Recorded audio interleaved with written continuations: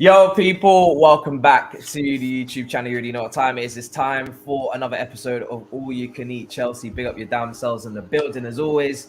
Wow, do we have a show? You're on mute, Matisse. Did you guys hear me the whole time? Or have I been muted?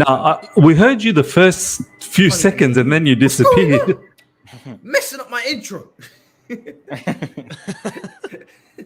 Wait, can you guys hear me? Hold on.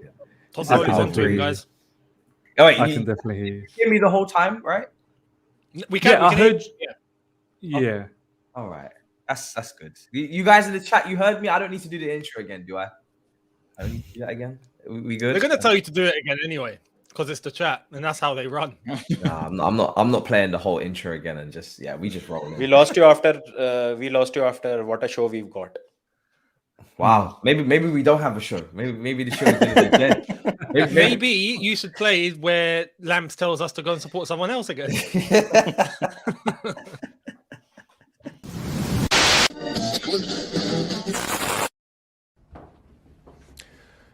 As manager of Chelsea Football Club, I've called this press conference to announce that we want you, the fans at home and abroad, to support someone else. Love that. that never gets old. I can't lie. That never gets That's too funny, bro. That is too funny. When he initially made that, it wasn't that deep because he was doing well. Yeah. Oh Jesus. Anyway, do you know what?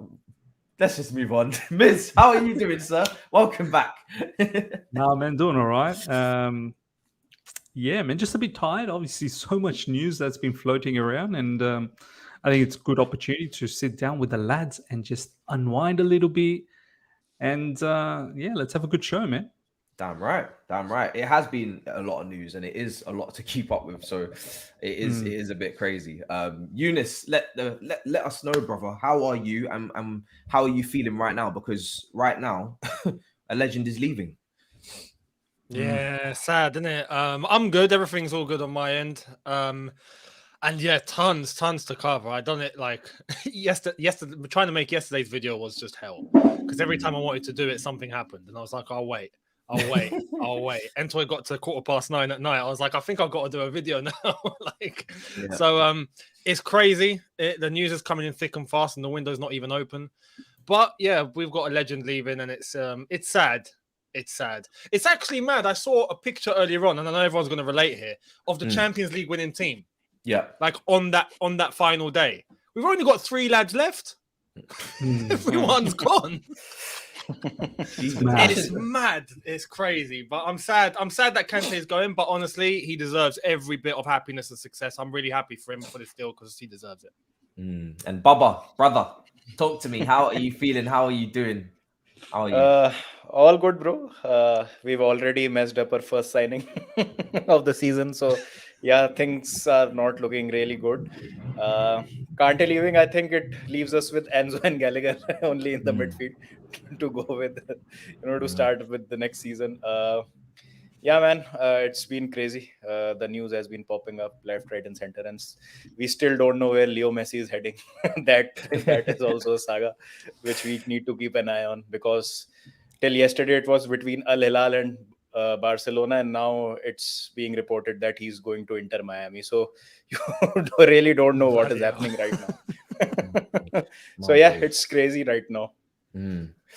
My eyes are watering, my nose is running, hay fever's breaking me down slowly. I'm disintegrating. Am I Chelsea? am I Chelsea? All right, am I Chelsea? I mean, you're proper Chelsea, bro. You're proper Chelsea. I think I am. Do you know what I mean? I was playing at the stadium yesterday. For this event. That was mad footage, bro. Yeah, I was there yesterday, and I decided I was going to announce myself as a new signing because I genuinely think it could happen at this point. And when I was on that pitch, and it was just a surreal feeling to just play it on that pitch and look around and think, wow, this is where we drop points every week. This is where this is where everybody for some reason just fails. This is where boys give everything. This is where everybody gave everything, and this is where we lost at home to Southampton. Like I've been in the crowd. But I think when you're on the pitch, you really feel like It's a different feeling. center of attention. Like I'm like, raw shit. This is it. This is where it all goes down. You know what I mean? And yeah, man. It's crazy playing out there because obviously the pitch is huge. Like it's full size, you know, it's 11 aside, but it's just massive. And I think there's noise coming from you, Miz. Maybe I don't know if it's your. Just the plane. It's Todd Bowley. It's because I know Egg Bally and Todd Bowie, they love to take these flights. So they come into Australia now. Is there something we need to have a meal? Maybe, yeah. They want a minority stake, and by steak I mean STEAK. So. Oh god, we'll get to that as well because it was in Saudi Arabia, wasn't they? But yeah, madness, just madness to be there, man. Absolutely, It's mad when you look at Stamford Bridge. You normally we have a small pitch, and that's Yeah. common knowledge. We actually have a small pitch, but when you're on it, yeah. it doesn't feel small. No. I felt very small. I felt like I was like a child out there. Like I was like, raw. This is insane. The first two things I tried to do when I went out there because they give you like a practice session. I was like, I want to switch play just to know that I can kick it with enough power to get from one side of the pitch to the other. So there's no excuse for any of these guys with massive calves and massive legs. I was like, all right, cool, I've done that. And the other thing was obviously just score and make sure I do that. And then after that, I was like, all right, I've done more than half this team already. So incredible. See what the chat is saying. Nice speaking to you Monday. Yes, brother, it was a pleasure. Absolute pleasure. Where did we link up? I think where was I on Monday? Monday I was coming through Oxford Circus. Yes, I think we may have seen each other outside Oxford Circus, didn't we? I was in a bit of a rush. And I thought I was running, and then he kind of just body checked me. And I was like, "Hey, brother, how are you?" He just got in the middle of the street with like just rush hour. It was just crazy. All the more important now to get experienced midfield. We're going to talk about that in a second, but let's start with Kante because we kind of do have to give. We do have to give him his flowers. We have to. He's a legend. I think top 3 midfielder in the history of the club. I'd maybe even go as far to say, yeah, I'd say top 3. I don't know if anybody maybe disagrees, but I don't know. Who are the others? Lampard's in there. And then, I don't think it can be like an Essien or a Ballack or No, a Matic or like it can't be any of the like there for me. Like they fall underneath this bracket. People are saying Makalele. I was going to say, is it Makalele? Because that would. I mean, I don't want to. how are we measuring? How are we measuring this though? Like, it's not just overall impact. I think it's got to be or- overall impact. There was some brilliant. There was some. You know how there was. People are saying Matter. Again, it could. I don't think it could be Matter. Not Matter. No. There's even before Lampard. There was some ballers. There's Dennis Wise and there's Ruud Hullits and there's some ballers. Bakayoko. I don't actually know. I mean, that'll be a show that we do in the future where we do actually need to decide top 3s and all-time 11s and all this kind of. We'll do that. I think Lampard just dominated that era so much. Yeah, like, so he's so easy to pick.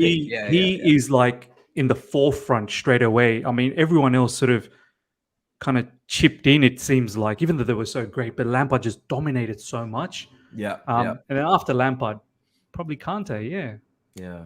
I mean, to say. Lampard, arguably one of our best players of all time, so he's got to be there as a midfielder. He's there. I'm just looking in terms of impact, right? Individually, because we have to talk individually. I don't want to use like the team's collective achievements to justify a player. Just drink water, blood. I am drinking water. It's great. In terms of impact, I have to say I think Makalele because he had an entire position named after him. Like, he revolutionized like the role. You know, and at Chelsea, if it wasn't for Makalele, I don't think that defense would have been as protected as it was. So True talk. Yeah. I think those two and Kante definitely, if you're asking me. Believe me, I'm not undervaluing Essien. Essien was nicknamed the Bison, I think. Yeah. Essien was outrageous. But also, this guy, but injuries injuries killed him. Like you can't be a top 3 midfielder Like, If it wasn't for injuries, though, and a lot of your peak days were injured. Like that's the unfortunate. Like at least with Kante, it's towards the end, but we had so much of Kante before he started picking up the injuries. But with Essien, he got injured so much. It's such a shame because he was unbelievable. Do you know what? If Essien didn't get injured, oh bro, I think he would have probably. He played at right back at one stage. Yeah. Bro, he was unbelievable. Wing as well, a couple of times. Right back, DM. I think Obi Mikel would not have got so many chances if Essien was not fit. Do you know what? Obi Mikel's a decent. He was around for a long time as well, man. He had longevity. But Close again, to what? A decade, I'd say. Was he? Yeah, I think he was the player who survived most number of managers. He was still the Conte's first. When did he sign? He signed in 07, right? I think. Yeah. 06. And then he 06. I think it was 06, 07 because he never wore 06. the. Because he won the FA Cup in 07, so he must have signed earlier that season. Oh in yeah. 06. Unless it was a January. But yeah, he wore that kit with like the little flap. The best. Yeah, the little I loved it. Yeah. That was Samsung mobile kit, right? Oh, that kit was outrageously good. Someone just said 12 years. Yeah, I was wrong. Like 10 sense. at least. Felt like 10. I think it was only us and 12 years. Liverpool and AC Milan had similar kind of kits at that point. Yeah. And I think Liverpool's just had a little collar. There wasn't really a real collar. It was like a kind of flap.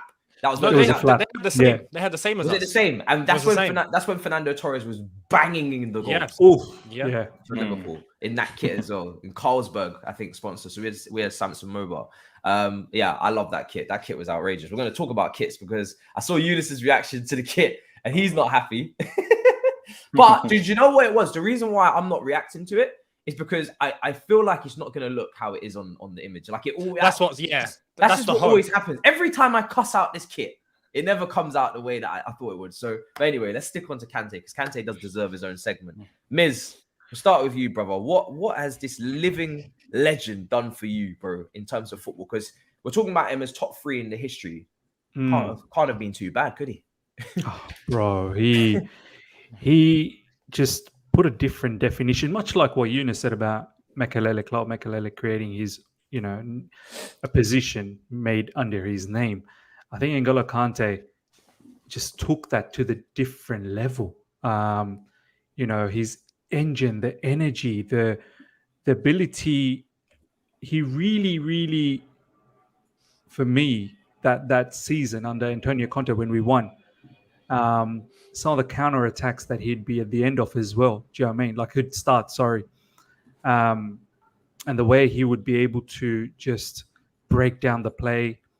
Obviously, the help from Matisse was incredible as well. But slowly, he became even more as the career started to grow. He started to chip in with a few goals here and there, some really, really nice long-range shots that we never thought he had it in his bag, but he ended up having them. And of course, won so many stuff with us and such an incredible personality, human being, like such a lovely. I've never ever seen this guy lose it in the field. You normally see players lose it, like they'll go, they'll scream at the ref or they'll, go head to head with another player. Like this guy, he's always calm and chilled and just happy and smiling and such a fine character. It's just a shame how it's ended in the last probably 2 to 3 seasons. But do you know what? I'm very happy for him that he's getting this move in Saudi Arabia. Thoroughly deserves it. Loads of money, fits perfectly well with his,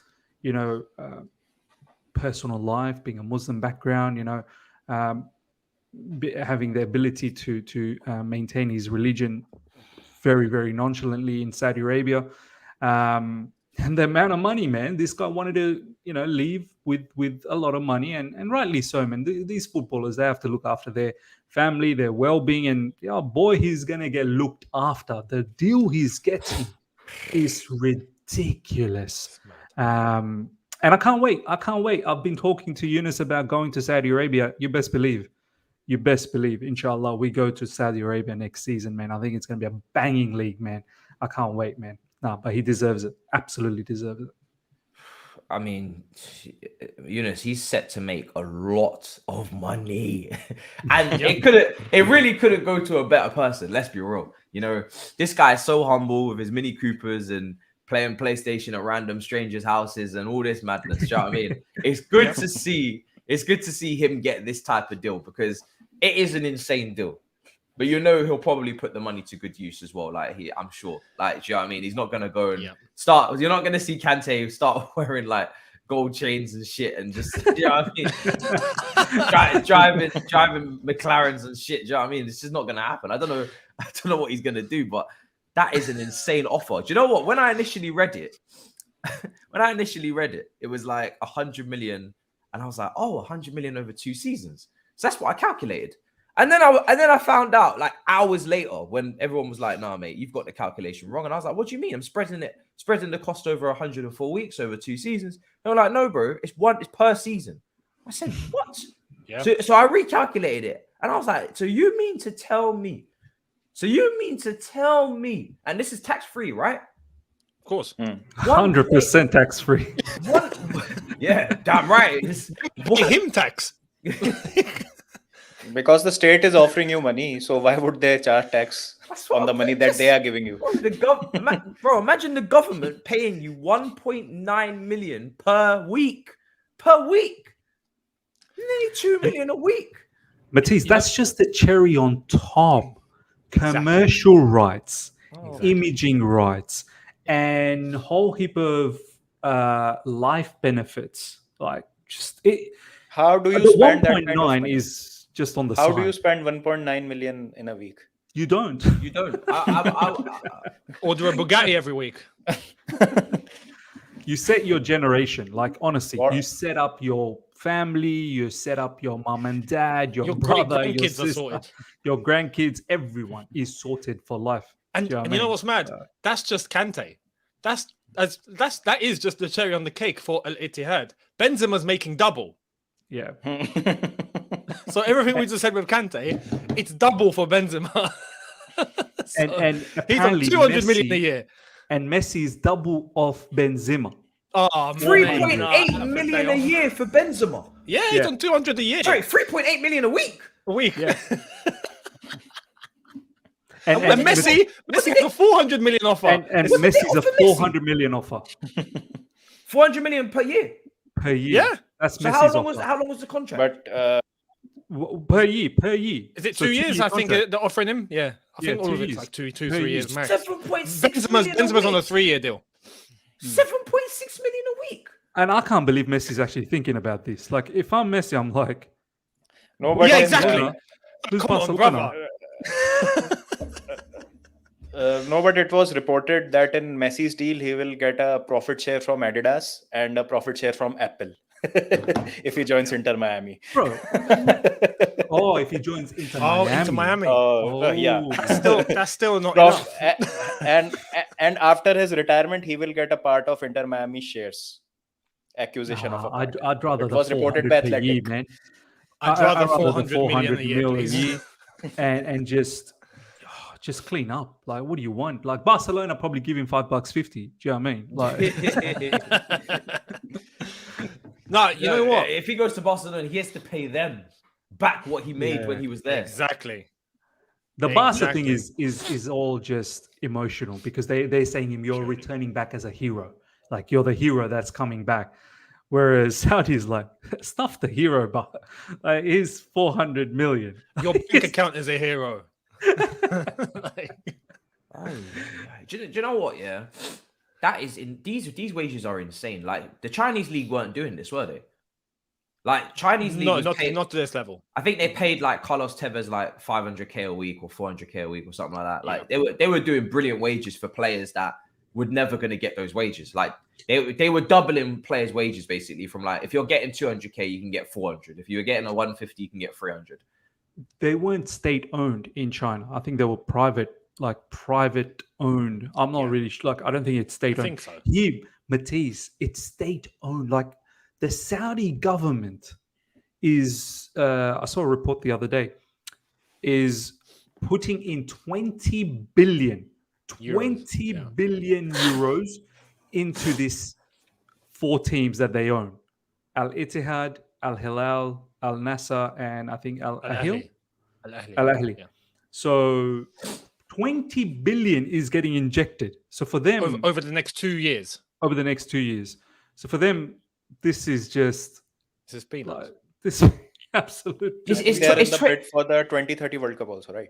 That is it. And the whole aim This of is it. this This is it. is to just bring eyes to Saudi for them to bid for the 2030 World Cup, which they will get. They bought 100%. ice. They brought ice. Don't worry. Bruv, they haven't just bought. They've bought the entire world, I think, on side to pay attention to their country, and it's only 2023. I'm doing watch-alongs next season on Saudi League. I kid you not. I am doing it. I will be there. I will be there. And you know what? It's no surprise. I honestly think, and this is gonna. I'm taking a quick detour before we come back onto football. I honestly think the direction of many industries and many different sports and everything is Middle East. For 2030, it's all heading there, man. We're screwed. Here, the States, like we've had our turn, it's done. Everything's going to Saudi, Qatar, Emirates, like 2030, and this whole vision of 2030. You see boxing taking place in Saudi now. F1 investment in the Middle East. Wrestling pay-per-views in Saudi now. But it's all going to Saudi, bro. And now if the World Cup gets to Saudi, which it will, I think there's going to be a massive transformation for many industries across the world into the Middle And East. you know what? The fact that Saudi had even though they didn't make it to the second round of the World Cup, but the way they beat Argentina in that first game, the hype. I think everyone is now like wanting it to be Saudi as well for 2030. I think it's going to be sensational, man. You know they're going to throw a mad World Cup. They will throw a mad World Cup.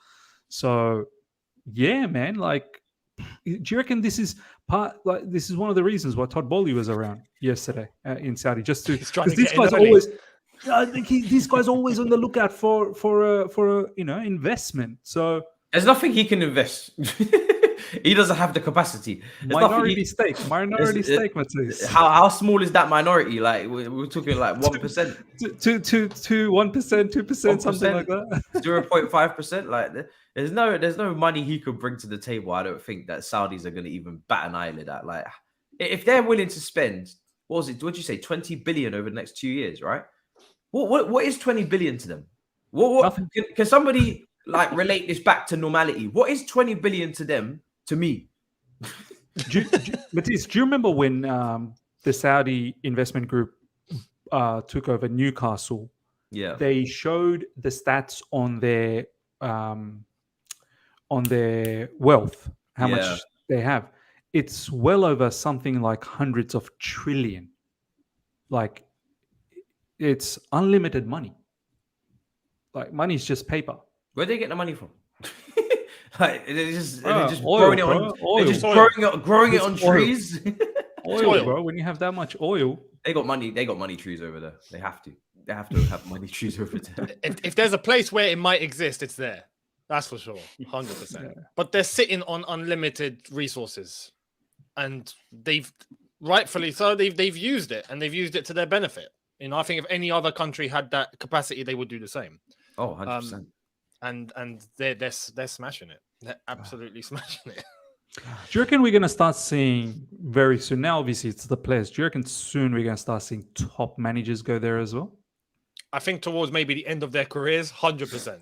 You best believe I you know what's mad? I never thought this would happen. I think Jose could be the first guy out there. I'm thinking as well. I think Kante. You saw if Kante is willing to go to Spurs for money, then there's nothing he won't do for money. Okay, he will go to Saudi, no problem for money. He'll be backed over there, that's for sure. Yeah, and I think he did lose quite a lot of money in some sort of scam or something. That's why he had to go and take that Tottenham money in the first place. So if Saudi were to offer him the big bag, he's gone. He's gone. He's the first one out there. Here's a question for you. Do you reckon, because some people have been asking me this, obviously now it's not much of a threat because Benzema, Kante, Ronaldo, these players were in their twilight of their career. Do you reckon it's a bit of a scary thing if some of the young up-and-coming superstars go for the bag over there? Like, do you reckon that's when it starts going, wait a minute, I could start diluting our league over here when potentially big stars starts choosing to go in that league because it's starting to get a bit of a fire. It would make things interesting. I just want to make a plea to Saudi, a public plead. If you're going to take everything, don't forget the content creators. Okay, we are here too, and you need presenters, but you want a little bit something different. You know what I mean? Opinionated presenters that will give you a bit of flamboyancy, some flash. You know what I'm saying? Some charisma, some jokes, some banter. We check out the 007 vid. Listen, you want someone to report on all this? We are here, and we are ready, and we must. Habibi, we are here. And hey, that contract can be as big as it has to be. Don't go easy on that either. We will be there. We will be there. I just signed for Chelsea yesterday, and I'm already crying about it. Should have tried to do a Saudi move. Jesus Christ, some of that money, man, is just insane. But anyway, it's crazy, absolutely crazy. But if we're bringing it back to Kante, right? Yeah. I think if there's any other player that were to go, there'd be a little bit of it's just going for the money. Yeah. But Kante, and as well as Benzema, I think, but Benzema's not our player. Kante deserves it, 100%. Yeah. And as we've said, he's so humble and so down to earth. And you just know that all of this money is going to be coming to his account, and he's just going to be. We know that he's going to be looking at it, going, "I'm not fazed. I don't know what to do with this money. I'll just, keep driving my Mini." The newest Mini Cooper. That's it. And that'll be it. That's all he needs. There was someone in the chat earlier on. I'm sure it's gone now, but put how Kante just rocks up to his local mosque, just incognito, no one with him, just very, private, and that's just how he is. And I think that's why I think a lot of people, even those that don't support Chelsea, admire him and love him. And it's sad that we're having to say goodbye to someone like N'Golo Kante, who, can I say, has had such a huge impact. And as much as we talk about like Makalele and the role, that he revolutionized, Kante, I think, revolutionized a profile. Yeah. The whole joke about 70% of the world is covered with water, the rest is covered by N'Golo Kante. Right? There's not been a player like it, that just does that. So for everything that he's done in his prime, we've managed to see it, we've managed to enjoy it, as well as Leicester very briefly, but we have managed to enjoy the bulk. And now towards the end, where injuries and he's not going to be playing as much and the opportunities come, I think it's just right that we wish him the best and be very, very happy for him, because if there's anyone that deserves this sort of a contract, it's N'Golo Kante. Yeah, no, 100%. This guy, I wish, the only thing I wish for him is that similar to like Hazard, that we could have just put more title-winning teams around him, because these players, Hazard and Kante, were ready to win every single title, apart from the year where Hazard had too many burgers and came back unfit. That was the one year Hazard wasn't ready to win a title. But all the other years, they were both ready to win more titles. And it's a shame that we couldn't bag more, because it feels very weird and very wrong that Kante only has one Premier League title, right? That's all he has. That doesn't sound right. That sounds very wrong. Do you know what I mean? It sounds very wrong. But anyway, Baba, what about you, brother? What about you on Kante? I mean, madness. Are you okay? Are you okay with him going at this time as well, or would you have preferred that he stayed? See, I would have loved to see him stay, but this is the last lucrative contract that he's going to get. So, we can't blame him. And like all of you have said, I wish him all the best. I think he's an absolute legend. I love him to bits. And right now for us, it is also the right time to move on, because we can't.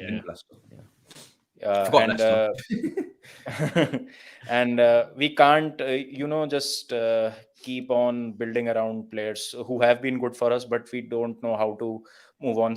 Look at Real Madrid, for example. They know the right time when to move on from their superstars, be it Cristiano Ronaldo, Sergio Ramos, Casemiro, now Benzema this season. And season after season, they are very competitive. So we have to find some ways that we don't collapse once our main players leave the club or if they get injured. As far as Kante is concerned, I think one trait that is not spoken too much about him, that he was a very good dribbler of the ball. Also, he could do that he could bring those breakups in play. He was very energetic, played with high intensity, but he was a very good dribbler as well, which was not talked too much about him. So he, as you said, Matisse, I think with a bit more managerial stability, I think we could have won so much more with Kante. But again, we were not able to field title winning teams around him, and yeah, he ends up with only one Premier League title. 6 seasons he's played with us, man. Looks like he joined us yesterday only. 6 seasons. That's mad. I remember this moment in the 2019 Super Cup. He was marking Van Dijk for a corner. When Liverpool were taking a corner, he was marking Van Dijk like this. Yeah. So I had seen that picture somewhere, and some guy wrote in the comments that this is the confidence that I need in my life. Kante marking Van Dijk. So I mean, he was an absolute gem of a player. What more can you say about Kante, man? Do you know what? Like back in when we had Eden Hazard, Costa, Willian, and all those front players, there were times where Kante would start the counter attack. Like he'd win the ball, intercept it, drive through, lay it off to one of the lads, either Hazard or Willian or Costa, and it'd be finished. And we forget those moments where, if it hadn't been for his interceptions, the countless amounts of interceptions and breaking through midfield and then laying it off, like that was his biggest quality, especially in a counter-attacking system. I think his game kind of went in a different way when we started becoming more possession-based footballing team, where we had to hold the ball a lot more. That's where Kante, he had to make a lot of decisions, when there's a lot of defenders in front of him. But Kante at his best was when, we had a bit of a mid to low block. Opposition thought they were all under control. And before you knew it, he stole the ball and it's chaos up front. Do you know what I mean? Yeah. So that's what he's going to be remembered. Well, that's how I'm going to remember him. Also, I think it's safe to say, because we've not had a chance to say a proper goodbye, even at the ground or the fans, because I think everyone expected him to sign a new contract until this has happened. And I agree with some of the calls. I think there needs to be a permanent banner for someone like Kante. He didn't get a big crowd surfer. That's sad. I think is sad. Outrageous. That is sad. Like, that is so sad. I think he was meant to get one, but then obviously because there was talk of him getting a new deal, then they started to prioritize obviously others. Yeah. And I'm just like, this guy is one of our best ever midfielders. He's won everything apart from maybe the Carabao Cup or something, but who cares about that? Yeah. This guy has been the ultimate professional at all times, obviously. Yeah. He's won everything, been one of the best players on the planet in his position. How has he not got a crowd surfer? How has he never looked into the crowd and seen his name and his face in the biggest format? I'm not trying to talk about some little over all those years as well. Some little Christmas card on the tier. I'm talking about some serious big crowd surfer. It's mad. It's mad that he hasn't got one. It's crazy. Do you know what? It's criminal. No controversy as well. I've never seen a negative article about this guy. No, never disgruntled, never any head bangs with other players and backlash and this. Never anything about this guy. And how this guy has not got a banner. This is why I hate how there's a particular group, obviously you guys all know, how they're in charge of the banner department. Like that's ridiculous, man. That really is ridiculous. He should be one of the ones. This is the thing. They've come out and they've said that they would do a banner for Kante and whatnot, but then it was expected that he would stay. But the point is, for all of those years, we've not had one. Like, come on. You couldn't pick a day. You couldn't pick one day. That's the thing. After we won the league with Conte, as far as I'm concerned, I think it was justified for Kante to have a banner at that point. But from there, he never got one. So it's absolutely baffling. It's insane. Yeah, Iceman coming with another typical unpopular opinion in the chat. Just make sure you just ruffle up some feathers in the chat there, guys. Rush him, just rush him in the chat. Love to Younes, love watching your videos. This super chat here as well. Big up, brother. And big up, boys. I appreciate the daily news, Miz, and the responses you give to your viewers, and your quality deserves over 100k subscribers. Much respect. Appreciate The Chelsea that, Empire is appreciate coming. that. Soon come. Do you know what I'm saying? Bruv, just rush Iceman, bruv. I don't know why he's trying to even try it. Man said, oh, Kante isn't a Chelsea legend for me. Give it a rest, man. For me, Give it- as give long it a as it's rest. for you. As long as it's for you. Lord, you should rush him, bruv. Hey, you know what's mad about Kante? Oh. I've just checked, because we all understand how nice of a guy he is, and how fair play he is. I went to check if he's actually ever been sent off. Yeah, I was gonna ask that. And because we know, like, Gary Lineker, for example, is known for never being sent off in his career. Not one red card. So it's the ultimate fair play gesture. He only got 1 second yellow card once in the French league. And that was long before even Leicester. So he's and all of never that. had a red card in the Premier League. No, never. That's mad. But then I'm trying to think when would he ever have got a red card? It's just like, it's just not happening. First of all, he times his tackles incredibly well. Exactly. He's a brilliant tackler from behind. That was what was most.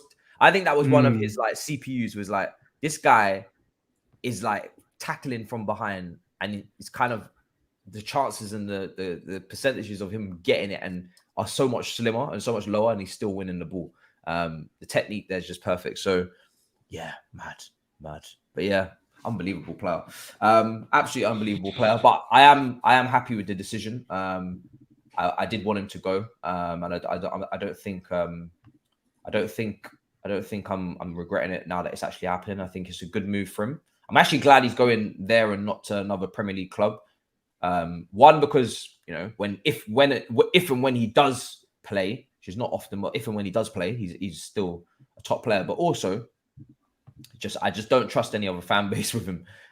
In the peak end, like in the twilight of his career, they might not get the version that they like. The difference with Chelsea fans is they remember the peak.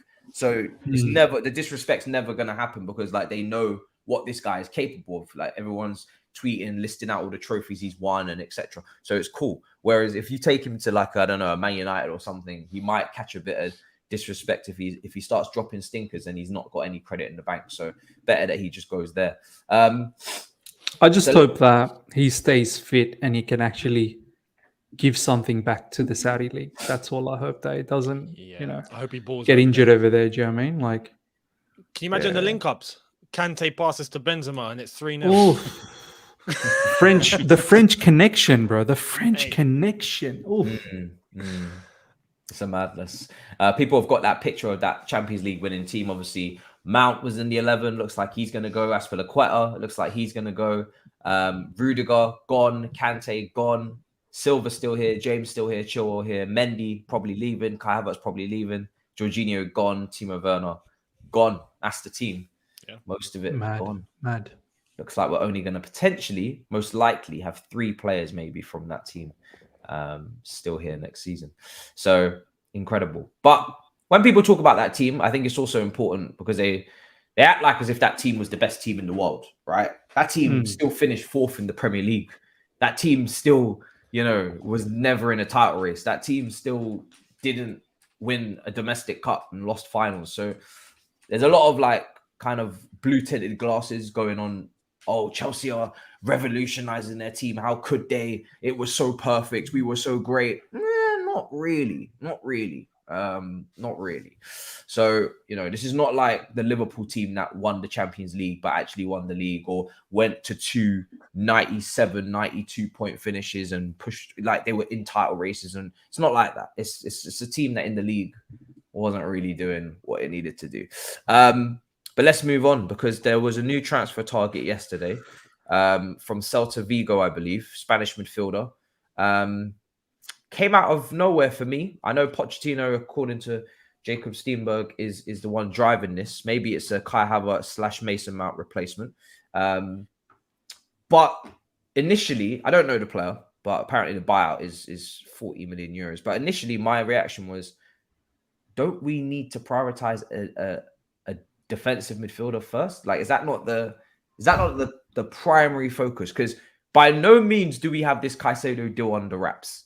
In fact, I'm becoming, and Miz has already been saying it on the TL, but this is a deal that actually, if we do it, there will be an element of shock that comes to me when it happens, because this is a very difficult deal to do, because we know exactly who we're dealing with. We know exactly who they want and what they want.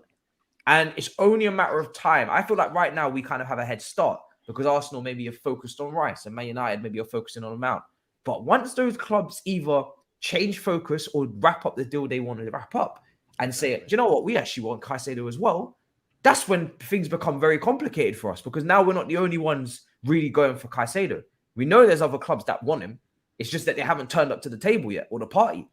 So this is where and then it becomes a bidding war. And then to smoothen the deal over, that's when Levi Colwill comes into the conversation. And that is a conversation I'm not even trying to entertain. And I know a couple of people on the TR was having this debate back and forth with Lewis. People are entertaining it because, okay, we really need Caicedo, priority position, etc. But I am done being mugged off by Brighton. I have had enough of Brighton. I have had enough of Brighton Hove Albion. All right? I've had enough. The manager, the player of the year, Win Stanley, who's getting a lot of eyes on him right now. People are doing Win Stanley watches with the binoculars, saying that he might not be all that. Do you know what I mean? Tony Bloom has done an absolute blinder here. He's done a madness. blinder. On top of that, they've done the double over us in the league. Like, yeah, I've had enough. They got better. They got And, better. and they're in Europe. Yeah, and they're in Europe, and they've battered us. I am not involving in I'm not here for this involving Colwill in the Caicedo deal. I'm not here for it, because for me it's pointless. Like I think Colwill is going to be one of the best centre backs in this league. That's the potential I think he has. I think he has the potential to be one of the best centre backs in the league, to be John Stones level in this league. That's how highly I rate him. So for me personally, I'm looking at it and I'm thinking, what's the point of getting rid of one of your potential best talents in the league in your position for another potential? We're meant to be the top club. We're meant to be the ones that are trying to have the best players in all positions. There's no point doing swaps and then deficits money-wise, because obviously we're going to have to pay them for Caicedo plus give them Colwill, only for Colwill to then be worth 80 million in a couple years' time and us to want him back. And by the way, people talk about centre-back being a strength of position. This is why I was rebuttaling against Lewis. It's not a strength of position in a couple of years. It's a strength maybe now, but more than you can believe that can change. Trevor, his future's not his future's not clear. Thiago Silva will leave us at some point. And Koulibaly, that's an awful first season from him. So all you're left with is Fofana and Badia Shil. And Badia Shil's just got a massive 4-month injury. Who knows how he comes back from that? So I don't think this is that strong. I think actually Colwill is very much needed in this position. So for me, I'm just not even entertaining it. I don't know about you guys. Is anybody here entertaining this one? Like, can you be swayed? It's tough. It's tough because, yeah, I don't want to let go of Colwill. No way. The way that I see it, though, is that's the leverage Brighton have over us right now, because I think we need Caicedo more than they need Colwill. And they know that. I don't know, though, because the way De Zerbi speaks about Colwill, you'd think he's 1 in a million. They really need this player. Because Brighton would happily say, "Oh, we're not going to spend 40 million, our record transfer fee. We're going to go to Venezuela and we're going to go and pick up someone for 5 million, and they're going to become something special." There we are, and this is why they're capable and they have the facilities in place to be able to pull that off. You'd think we would be able to do that too, logically, but if say for example they don't get Levi Colwill, Brighton will be all right. I think they'll be fine. We don't get Caicedo, having already missed out on Ugarte, there's a problem, and it depends on who we actually turn to after that. And we already know this is going to be complicated, because as far as I'm concerned, if we're looking at other clubs that are looking at Caicedo, the one that worries me the most is Arsenal. Because Arsenal are capable of being able to pull that off if they really want to come to the table. Like you've said, they've not really done that yet, but we know they're interested. Chelsea are the ones that are forefront and trying to get this done. Yeah, I honestly would like to think there's a way that we can keep Levi Colwill and get Caicedo if we were to send them, I don't know, Chalobah, give them Cucurella back in the deal, do something mad, I don't care, but that way we keep Levi Colwill and get Caicedo. I think it's going to be complicated. I think it's going to be complicated, and I don't think it's going to be as straightforward as some people think. Cucurella would never happen because his wages are too high, and he obviously forced to move, and they've got Estepanan, but. Yeah, Trevor Chalobah. I don't have a lot of confidence on this. I don't think so. Brighton will budge. They will make it very complicated for us. And I think right now we have to, move on from Caicedo and start working on Plan B. Like I was Paulinho, Fulham. Paulinho, Fulham. Yeah, Mizat mentioned him on Twitter. Yeah. That's a good one. I really like the player, and we need to act fast because it's not only us who's after Caicedo. If Caicedo were to go to any club, then the other clubs who are in need of a midfielder will come after Paulinho also. So we need to act fast in the market. We are not in the best of situations right now. And again, the same thing. If we were to let go of Colwill, any which ways, Thiago Silva will leave next season. Koulibaly, we all have our doubts over. So we would be wanting another centre back. No, makes no sense to pay another 50-60 million for a centre back. So you will be there. You'll make no progress letting Levi Colwill go. I would prefer to have Paulinho, and if you're getting Lavia as a secondary midfielder plus Levi Colwill, than to get Caicedo and lose Colwill. That's how strongly I feel about keeping Levi Colwill, because what keeping Levi Colwill represents for me is so much more than just on the football pitch. Like, for me, you should be trying to keep your best talents that you've produced. I don't mind selling the Gallaghers, the Hudson-Odois, who have suffered from injury and not looking like they're going to get back to their former self now. No problem. I'm not on this. We must keep every Cobham graduate. However, the creme de la creme ones, and I do believe Levi Colwill is in that Reece James bracket of being the best in his position, potentially, if they are to be, coached and given an opportunity and stay clear of injury, etc. For me, you don't play with those talents. You do not play with those talents. You've got to keep them. We can't change the whole team. We can't have a whole team of just players from different. Like, there needs to be some continuity, and there also needs to be something to keep Cobham alive a little bit, because right now it seems to be getting a little bit disgruntled. You know what I mean? Everybody seems to be walking off into the distance. We still do need to keep, because listen, this ownership, they did say they were going to link the data from the academy to the first team. They're going to link the information, because it seems like our recruitment at a youth level is so strong. First team level has been awful. But don't forget to still keep that pathway clear, because we do produce top talent. We produce Musiala. We produce Declan Rice. We produce some of the best talents out there right now. Let's not forget that. So whether people like it or not, there are some, yes, there's great footballers out there. But those great footballers, most of the time, unless they were born with, Messi level talents, a lot of the reason why those footballers, we're looking at them thinking, wow, jaws are dropping, is because they've been given an opportunity. It's because they've actually been given a chance. I'm not saying we got to give everyone a chance. Absolutely not. But we have good players, and we could save ourselves a lot of money as well. That's the key. If you let go of Levi Colwill, no doubts about it, you're going to have to go and spend another 70-80 million on a centre-back in a couple of years' time. I'm not trying to see that shit. I ain't got time for that. That's just foolishness. And we can't do that right now. We've got other priorities. This is how I see the situation, right? Moses Caicedo, would you guys agree, is one of the best DMs in the Premier League? Yeah. He'd have to go down as one of the best at the moment. Top 3, I'd say. Yeah. Brighton know they've got a very, very huge asset in their hand. They are not going to bend over backwards for us. They don't have to, though, because if we give them 85 million, that's exactly what they're getting from Arsenal. What? They're being pricks, miss. Yeah.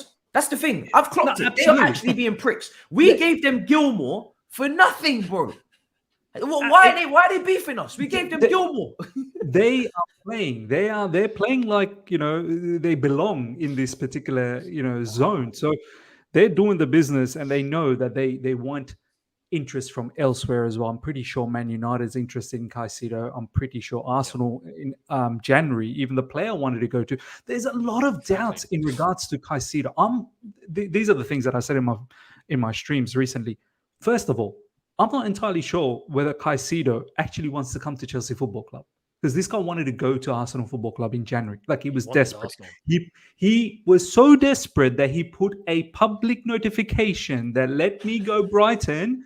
It is best for my family. I come from... He said goodbye. He Yeah, said goodbye. I come from a family of 7 kids, this, that, the other. This would be a life changer for me. Like, this guy, I'm not sure whether he really wants to stay, whether he really wants to come to Chelsea.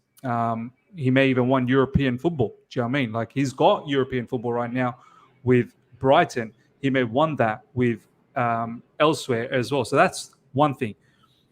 Second thing, it's not going to be cheap. And what level of wages are we going to pay Caicedo? We were already mucking about with the wages with Ugarte.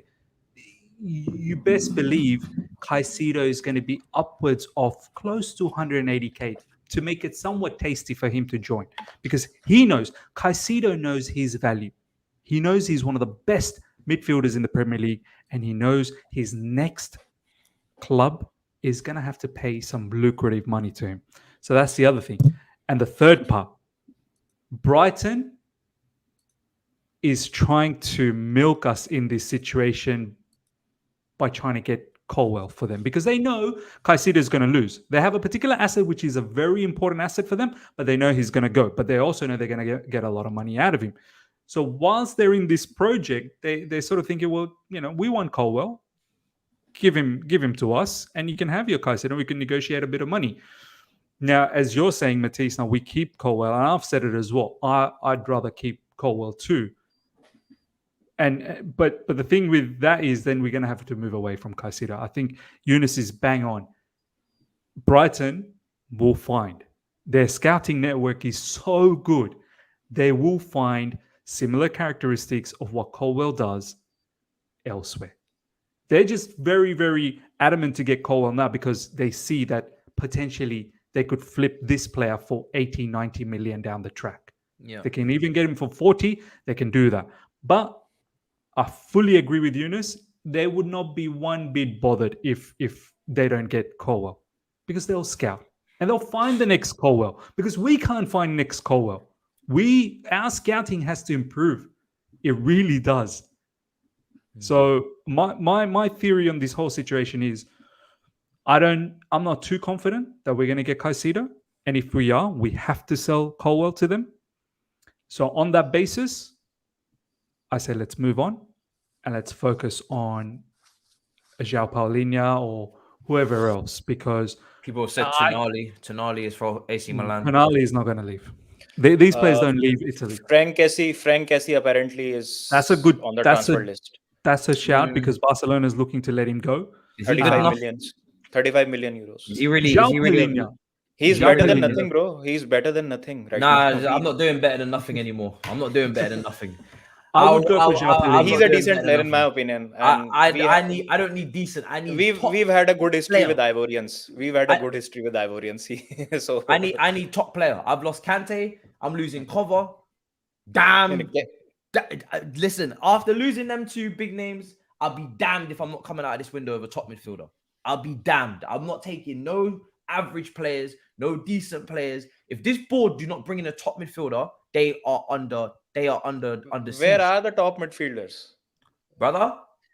Find them. If you have to go back in for you have to go back in for Declan Rice, and when Stanley has to take a step down, you have to do it. Do you know what I mean? Get Igbali. 6. When did you become man? Get Igbali to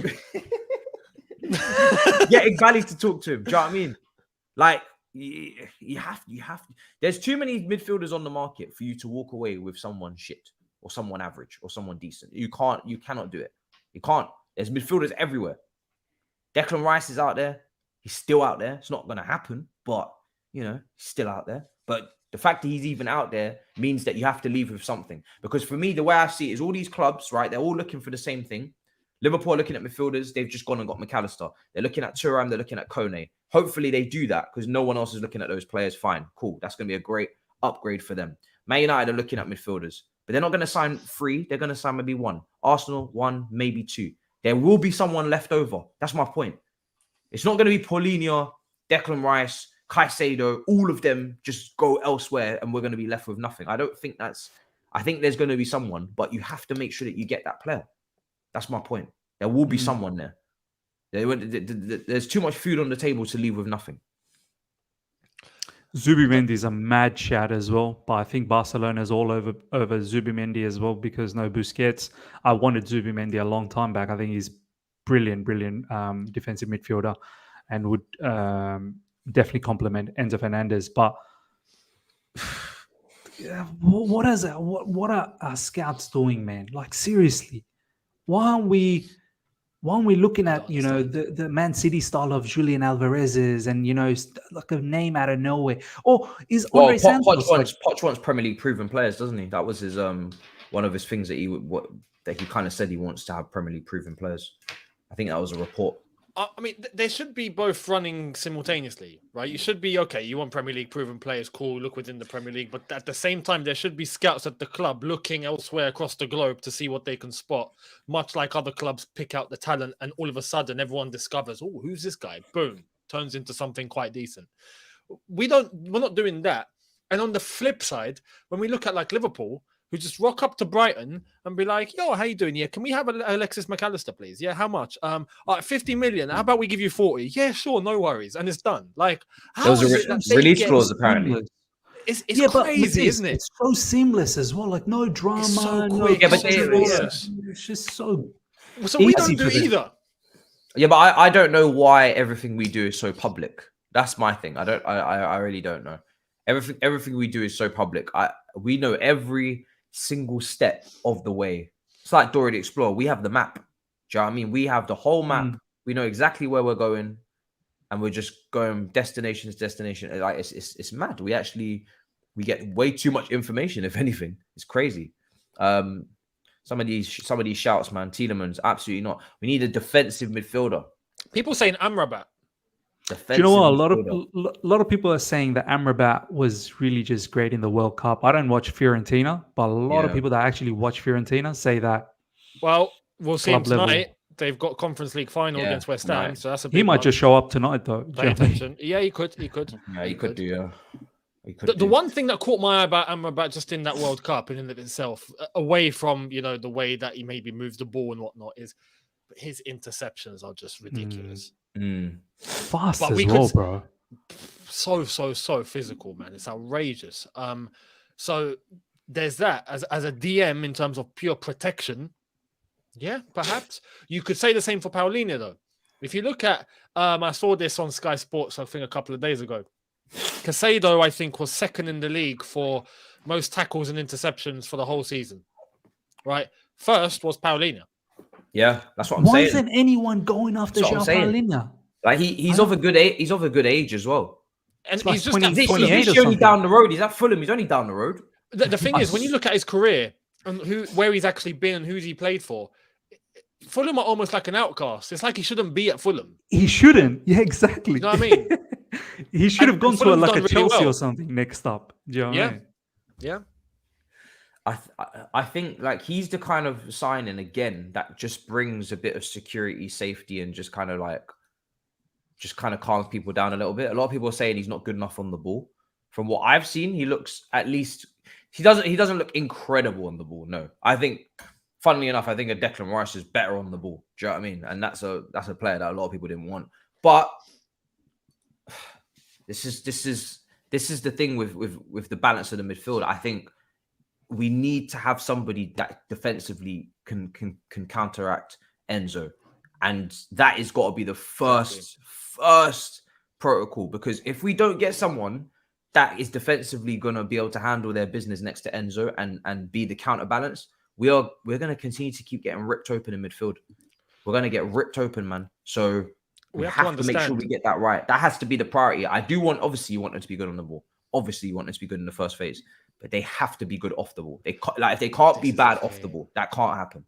This is the thing. We can't be too obsessed. I feel like there's a slight obsession now to try and get every single player in the squad is outstanding on the ball or is a brilliant ball playing player.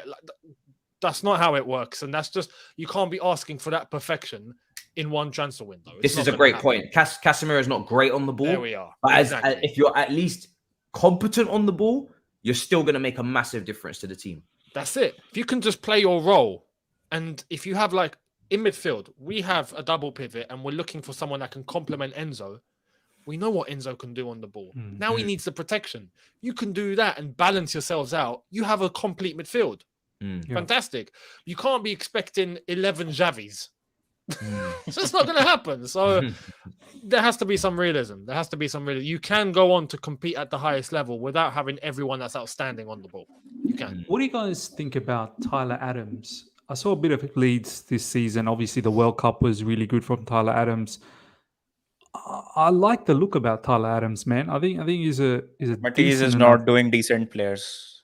No, I get it. I understand. Premier League proven as well to a certain degree. He's not a bad player at all. I don't think he's a bad player. But I get it. Now we're sort of going into that second tier, and I just think if Arsenal have Caicedo and Rice, and Man United get, I don't know, then how are we going to get ahead of these teams? Exactly. We're not going to get ahead of these teams. That's the thing. Bro, when we're not moving like we are thinking about getting ahead of these teams. Like if we really wanted to get ahead of these teams, I don't think that Ugarte deal collapses the way it did.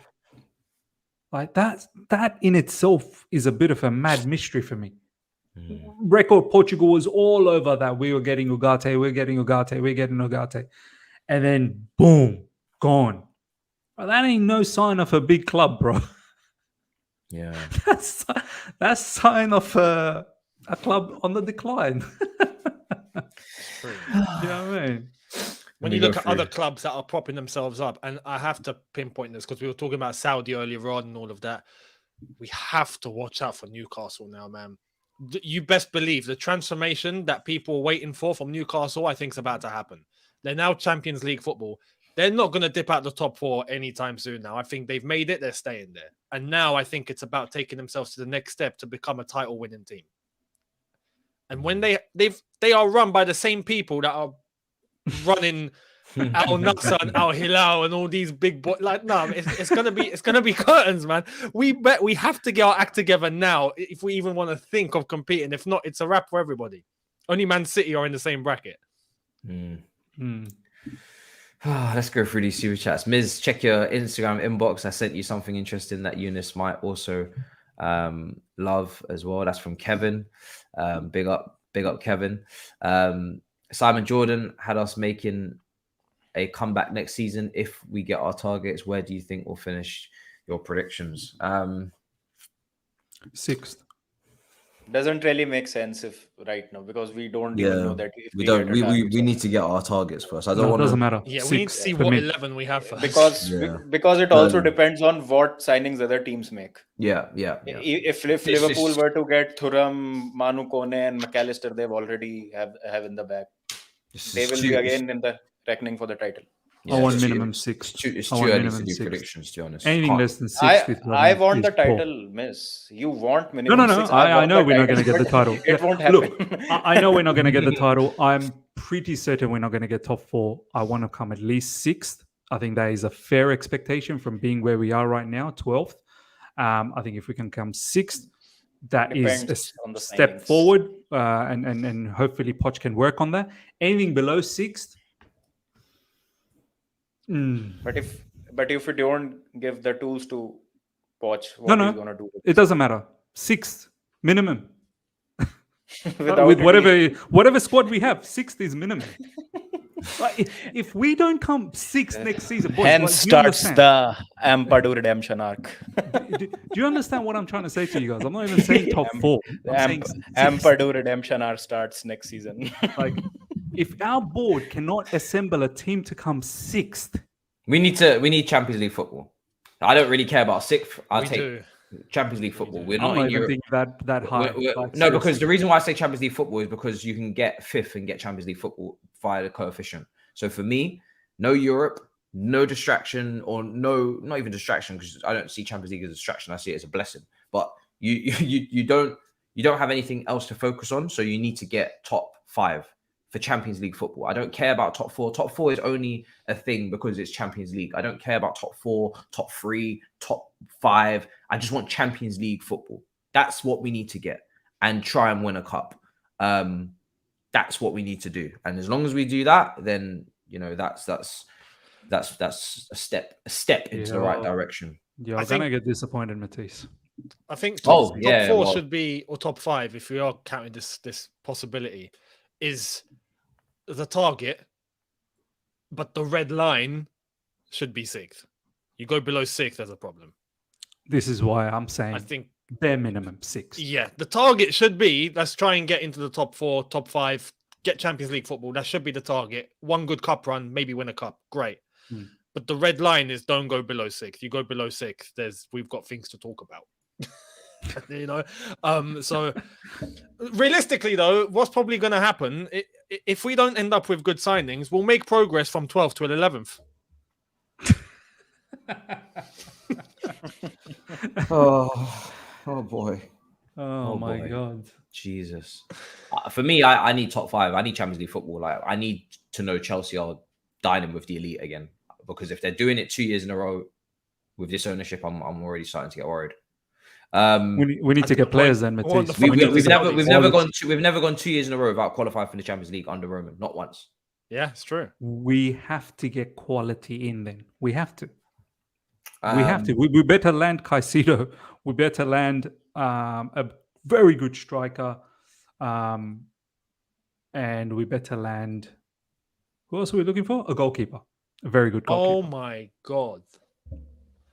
What Liverpool just signed McAllister for 35 million. Oh, that's old news, bro.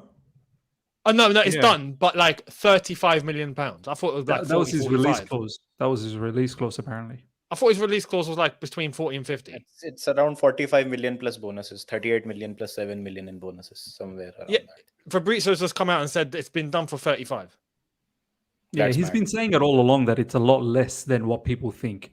That's outrageous. McAllister, 35 million. And not a single club, like no dramas, no bidding war, no one trying to, it's a release clause, much like the Ugarte one, release clause.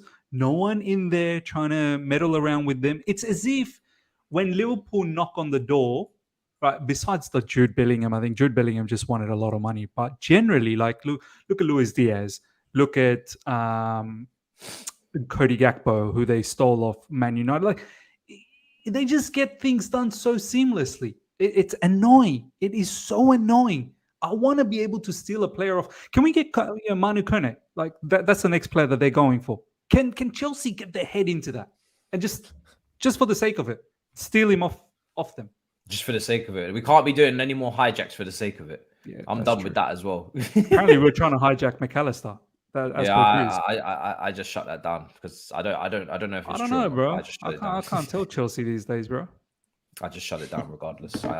We need to go after the positions that we need, and then we need to close the window incoming wise. Because otherwise we're going to get carried away and start buying a whole heap of players we don't need again, like last time.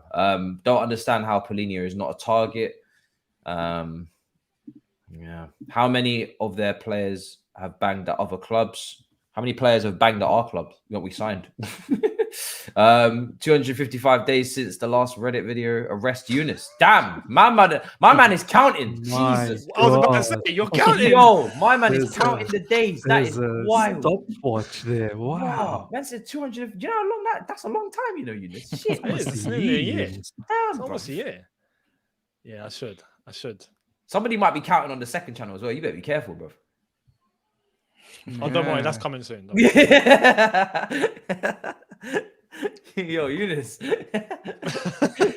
Yo, they got you on fraud watch. People are on me. They want more content, brother. They want more. If Mount stays, United will go out for Caicedo. He's not staying.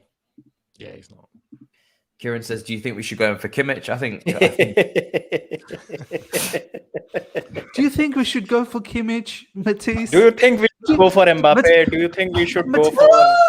Matisse, let me ask you a question. Do you think it's a good idea to go for Kimmich? Like, should we just knock on his door? Yeah, man. Like, Kimmich is just waiting for us. Do you think we should go in for Nigel de Jong? Nigel de Jong. I love how sometimes fans be like, It's like they're not with us. They're not. yeah, they're not with us. They're not with us. don't you think we should go for that My guy? man Kieran is in an alternate reality right now, and he's in like, I don't know, 2009 or 10, where we've won the league, and we should get Schneider, guys. Let's get Schneider. We're with Champions League qualification, and everything's looking good for us. We have the pick of the market, top players in our team, and we didn't just finish 12th. Everyone wants to come to us. Everyone. Yeah, my brother's not with us. I'm actually kind of happy for Kieran because he's not with us, and he's happy. That's good. I want to be. Don't stay wherever you are. Stay there because you're in a good place. You're in a good place, bro. You're in a good place, bro. Don't come into this reality. You'll get disappointed. Louise, Enzo's former Benfica partner in crime, is a top DM. Look him up. I've heard of him. But Benfica will rob us again. I don't think Rui Costa is the person to go to right now. Do you know what? This is the problem, right? We don't realize some of the relationships that we're breaking. As much as Todd Bowie's trying to get into bed with George Mendes, and the next thing you know, George Mendes fucks him over, right? And he says, actually, have I got a surprise for you? I'm going to tell PSG your dark secrets and your plans. Yeah. Even though we took a leap of faith together in marriage for agency and owner, activities. So we're trying to get into, all of these, wonderful Mills and Laporta and all. But in fact, PSG don't like us, right? Brighton evidently don't like us. Benfica don't like us. So we're damaging relationships as well with other clubs. And we're getting finessed. And we're getting finessed. We're not even taking anything from him. We're getting finessed. Yeah, and we're trying to screw around with George Mendes. That's not a good idea. He owns Portugal. But he owns all transfer related activity in world football. Let's be honest. So it's a madness. But PSG are a funny one to start talking about bending the rules. That's what I'm saying. They're not exactly squeaky clean. Why are we being so negative? Missed out on a target. Don't know who the next target is, apart from the fact that it's an unrealistic. It's an unrealistic situation with Caicedo to come out of it with a smile on our face. Something is gonna go wrong there. Do you know, Matisse? I find it strange when, off the back of the season we had, fans still have the audacity to ask the question: why are you being so negative? Because I don't know. We were meant to sell Loftus. We were meant to sell Loftus-Cheek. Maldini gets fired. Loftus-Cheek is now suspended. That deal is suspended. He was meant to be leaving. We're outpricing Mason Mount of the Man United move, but we're not signing up to a new deal, so we're not doing anything. Maybe he'll go for free. We're outpricing apparently Kai Havertz with a 75 million because I don't think Real Madrid are going to pay that. Like, I need things to get done. Do you understand? Like, shit needs to get done ASAP because we have a lot of players to sell. A lot. And we need to get this batch of players out before the loanies come back in July. And then we need to sell more. We need to be able to focus on those players, and we need to get a lot of these ones done because, listen, I know it's early doors, but we can't be having, like we did last summer, this deal breaks down, we don't have time for that. That's the thing. We don't have time for deals to be breaking down. If we're going to do a deal, we need to get the deal done. If we're doing a sale, the sale needs to get done. We don't have time to be pissing around because as far as I'm concerned, we have a month, less than a month. Because if July the 1st hits and Pochettino walks in that door for pre-season and we still have this team, disaster. Finished. So I need you lot to understand that. This is not a normal window. True. I'm not doing a window where you have... Now ask me the question. Why are we negative? Now ask me that question. You don't have until August. You have until July the 1st. Everyone else has till August. We don't. Yeah. We don't because we're coming off the worst season we've ever had. Bloated squad, unrest, and a manager, by the way, that the fans will probably turn on quite quickly with the smallest of excuses. They'll find a way to turn on this manager. I need shit done before July. Not everything, but a good 80%, 75% of it done before July. Sorry, not January. July the 1st. When preseason starts, do you know what we need to be focused on? Preseason, getting fit, training, playing well, coaching, developing. Preseason needs to be about preseason. Preseason should not be about transfers. So if we don't have that mindset, then you can forget next season making serious moves in terms of getting up that table. Because next season is going to start very slowly. If we're still doing transfer business, important transfer business, you can leave Baba Ram until August. Yeah?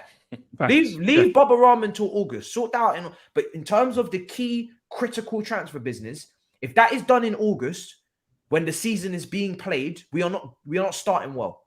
Because there's going to be unhappy players around the camp, and Poch is going to still be having to talk to Ziyech and what's your future. We're not doing that. So I need you, man, to understand that this is not good. We need to get the ball moving now, right now, immediately. Because if this shit doesn't get sorted and we start the next season slow, I'm not going to be impressed. I'm not going to lie. I'm not going to be impressed. This is why, to all the people in the live chat, not all of them, like there are a few people that are like, oh, these guys are just being negative. You guys need to understand the magnitude of the work that needs to be done. All of us here, as Matisse said, we cannot have the players that are rumored to leave, and they've been rumored to leave for a long time, be at the club at pre-season. They cannot be at the club. Pochettino has to have a perfect, clean start. A little bit of issues, and it could all go south. We need to rectify off the back of last season. You have to understand the magnitude of the work that we have. Do you know what I mean? And you don't need to wait for the window to open to do business. Pre-agreements. Exactly. McAllister's done. McAllister's done, no problem. Ugarte done for PSG. No problem. There's not many clubs. The thing is, this is not the window to compare us to others, because you can say, oh, Arsenal have not done anything. Arsenal don't need to do anything right now. They finished second. Correct. We just need to add here and there. That's it. Yeah, we need to do a lot. So we need to get started. We need to get major started surgery. right away. There's no club in Europe that have more to do than us. I promise you right now. There is not a single club in Europe that have more work to do in this window than us. We have to outgo minimum 10 to 12 players, and we have to bring in minimum 3 to 4. That is almost 20 players in and out the door. 20 deals minimum have to be done. Minimum. We have a lot to do. We're not like nobody else. We're special. We're unique. And you know what, Matisse? We haven't even gotten to the bigger fishes, which is going to cause a mad issue for us in the likes of Lukaku, in the likes of all the other players.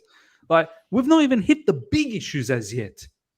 All the stuff that we're seeing now, the rumored players wanting to go, these are just sort of mid-range sort of difficulty. Wait till you start having to deal with Lukaku. Do you know what I mean? Once this UCL final is over, watch how the news ramps up about him. What do we do? What's Chelsea going to do? What Inter do they have money? Do you know what I mean? Where can we find a home for him? Does he stay? Oh, he stays all of a sudden, and there's pandemonium in the fan base. Then what? People are asking me about Neymar. I'm ignoring all that Neymar shit. I ain't got time for that. Please. I ain't got time for none of that nonsense. Yeah, keep that stuff away from me. I'm not doing all that. Legit. We don't have time for that. I don't think it's legit. It better not be legit. We don't have time for that nonsense. I'm focused on the positions we need. I'm more than happy to get wrapped up in Ugarte scandals by Record Portugal. I'm not, because at least that's a position that we need. And that's a position that Poch wants and a player that Poch apparently wants. I'm cool. I'm cool to have the wool pulled over my eyes time and time again for midfielder after midfielder, goalkeeper after goalkeeper, striker after striker. But you see all these little petal pieces of the puzzle. I'm not interested. I need the roots of the team now. Where's the water? I'm starving. Where's the minerals? Where's the vitamins, as they say? Where's the real shit? Bring me the spine. Bring me the key cogs. Bring me the foundations of the house.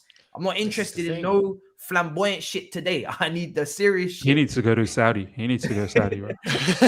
I'll be there. This is what we're screaming for. Time for that. We can't offer Mason Mount the contract he wants, right? Or Ugarte the contract he wants. Why are we looking at Neymar? Why are we talking about Neymar for? It's just, and this is the hope that we're not going to end up just trying to get one big money move just for the marketing purposes or anything as stupid as that. No. Same sort of way that we were thinking about approaching Ronaldo and Tuchel was against and all of that. A lot of it was down to marketing, let's be honest. But no, look, we are in a situation where we, unlike other clubs who have already built their foundations, who have already built the way that they're playing, who already have stable managers, who already have to go to pre-season and just sharpen up on fitness. That's it. Get back to being match fit. That's going to be the only concern for them.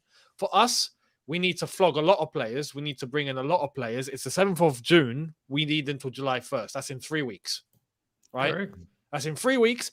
And then from July 1st, we have to remember we only have about 3 weeks. 2 weeks. I think 2 weeks. Yeah, Younes. actually, two and a Because half. from 15 July, 15 July we start playing. Do Pre-season we start playing matches. in the States? I'm pretty sure 15 July, isn't it? That's the first game. I thought it was the 21st, or was it? Oh, I 15th? could be wrong. But if we're looking 2.5 weeks, let's call it 2.5 before we actually jet off to the States. And then once we're in the States, yeah, we've got matches to play, but we're traveling non-stop. You're not going to be focusing on complete match fitness and sharpening and everything.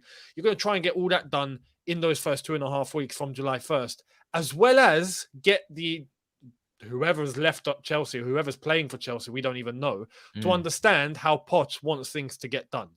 And understand how we're going to play and try and build relationships and do all of that, as well as build up fitness and do all the regular things that everyone else is doing in pre-season. We've got tons to do, which is why, yeah, you're right. We can't compare ourselves to other teams. Like I've said, I'm going to rock up to pre-season just to get match fitness. That's it. And then first game of the season, they're ready to go. For us, it's a complete different kettle of fish.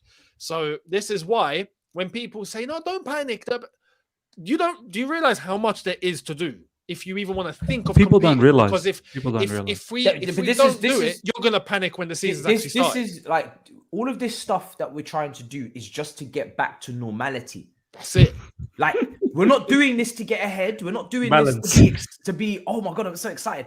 We just need to do all of this to get back to being a normal club, to being like one of the other all teams this during the season. Yeah, we just get back to being one of the other clubs that are actually just a normal club, right? With normal squad size and normal ambitions of being competitive. I think the first thing, I'm going to judge the window from July the 1st. July the 1st, I'm going to do a window review because as far as I'm concerned, if July the 1st comes around and the squad is still like this, or there's only been 2 deals of insignificance outgoing or whatever, that's a failure. That's immediately a failure. Immediately. Pochettino, because we've got so many directors and all these names, all these guys, you better be doing something. You better get shit done. Do you know what I mean? There's a lot of you. You know what I mean? We've got a technical director and this director and this director. You got enough directors, so direct. Pochettino, when he comes through the door, the first thing he needs to do, and if he and listen, I ain't no manager, I ain't no coach, but if he doesn't get this right, this will be our first time. Again, I'll be disagreeing with the manager that I like. I did it with Tuchel last summer when he didn't want to keep Colwill and he wanted to play Gallagher in a double pivot. I have no problem disagreeing with a coach that I want and that I wanted. If he does not separate that team out for pre-season properly, we are going to already be on the back pedal. He needs to look at that team and whoever he actually definitely wants and we're keeping 100%, that is the team that goes to pre-season. Whoever's not staying at this club or doesn't want to be at this club or is meant to be leaving this club, they need to stay home. They have to stay home. Don't send any players on the preseason tour that are meant to be leaving, please. Because when you're trying to implement the training and you're trying to get people on side and convince them of the plan and the philosophy and the future and get the atmosphere right, you're going to have these little strays, these little players that are dragging along, you know, kicking the floor, that don't really want to be there, not really happy, and they're going to be disturbing the environment. They're going to be the ones that are, you know, kind of not keeping this completely pure for the future for Poch. They're going to be the ones that are a little bit disgruntled, having those little whispers with other players. I don't know if I'm leaving yet. Like, no. These guys, they need to be separated. You stay home. Get your future sorted out. You help us sort out your futures, if anything. Get your agents, start contacting some clubs. You're staying home. You're not part of the future. You're here. And the ones that we're actually keeping, these are the guys that are going on preseason. So we know that the preseason tour is about us. It's about Chelsea. It's not about trying to put people on the market like we did last summer and trying to, no, please. Because that has to be done. And one thing that everyone is not paying much attention to, potentially we might be out of the Champions League for 2 seasons. This season we aren't playing the Champions League. I'm There's already no bracing guarantee myself. there's no guarantee we'll finish in the top 4. So potentially 2 seasons, it looks like we won't be in the Champions League. So it will make it bit more harder for us to sign players. Why would a player would come to a club that is not in the Champions League for 2 seasons? Do you know what the crazy part is? There are certain fans who think, "Oh, don't be worried, don't be stressed, guys. We'll get all the things done." They think other clubs are not moving, like they're just staying where they are. They think they've just stopped still, and we're just going to climb back. Other clubs are moving as well, and they're ahead of us. As Matisse said, we got to do all of this hard work just to come to baseline, like not competing against it, just having a balanced team again, just operate as a normal club again. These clubs, they're ahead of the game already. They're not just standing still, waiting for us. Chelsea, come along, you catch up to us first, and then we'll start the race again. No. They're going. They're gone. So you best believe 1st July, whenever that list comes out, the players that are going to start going to the preseason, and if Pulisic, Ziyech, all of these brothers' names are there, I'm worried. And I am worried. I'm not saying that they're sleeping, right? But it's announcement time. It's here we go's confirmed time. It's not time for sure. Back and forths and this broke down and maybe we change this and we're going this. No. It's time for confirmations. Yes. The next week, 2 weeks, I need confirmed. I need deals done. Outgoings, ingoings. Here we goes. Fabrizio's like players are leaving, going. This money's coming in. 40 million cover, done. Loftus cheap, 15 million. Lazio, done. Like, let's go. Done. I'm not like this is not this is like last fake window. Use it as well if you have to. Fake it. Here we go. Last window, I was a lot like, okay, take your time. You don't know the market. You've never been here before. It's your first time. Cool. It's not your first time now. You've had the year to build up your contacts. You've had a year to understand the market and the violence that can happen in the market. You've learned from mistakes that you've made as well. Hopefully, you've got directors now. You've got a board of directors that you trust. You've got people around you. We need to now be efficient. It would be better if we did it, just quickly as well. and that is what it is. That is what it is. And it's not really fear mongering, because I think, most of the time I'm giving you mostly the positive perspective. But to be honest, now we finished 12th. It's time to fix up, guys. Like it's not a joke anymore. It's not funny. Do you know what I mean? Like we finished 12th, for God's sake. You're not gonna. This is unheard of in our history, recent history. It's unheard of in the 90s, even in the late 90s, to be in the position we're in. This is new to everyone. This is crazy. Can't happen again. So I'm not really playing around this summer. I'm not gonna lie. I'm not playing around. I'm very, very serious that this board need to be on point. There's no time for mistakes. There's no time for going out for wonderful meals and getting it wrong and only leaving with the bill and actually not getting anywhere in the deal. I'm not here for it. There's no time for mistakes. All that shit that happened last summer where we go for Kunde and then we don't get it, and we go for Rafinha, we don't get it. Yeah, that has to be. That's not happening this year. That cannot happen this year. And if that happens this year, that is a failure from everybody. That is a failure from the board. And they'll be called out.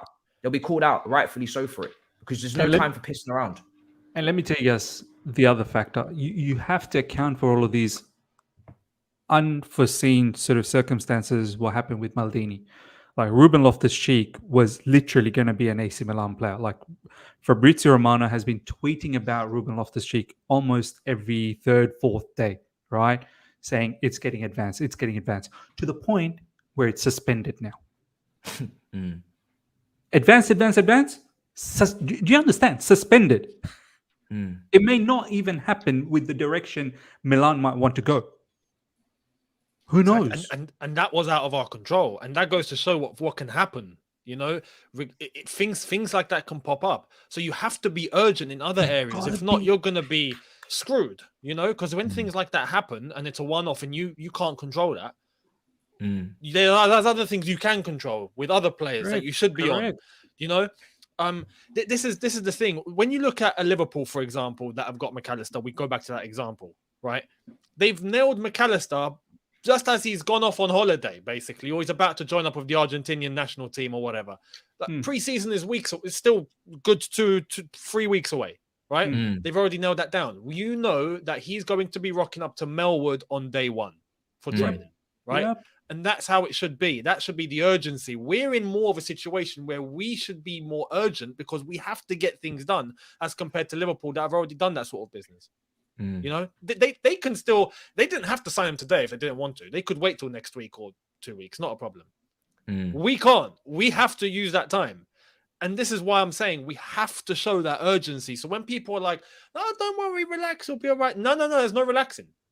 We're not having it. I'd rather people give us negative sort of comments and whatnot going, oh, no, you're asking for too much. No, I'd rather that and we actually show some urgency and get something done rather than pretend everything's okay and then get screwed up later on.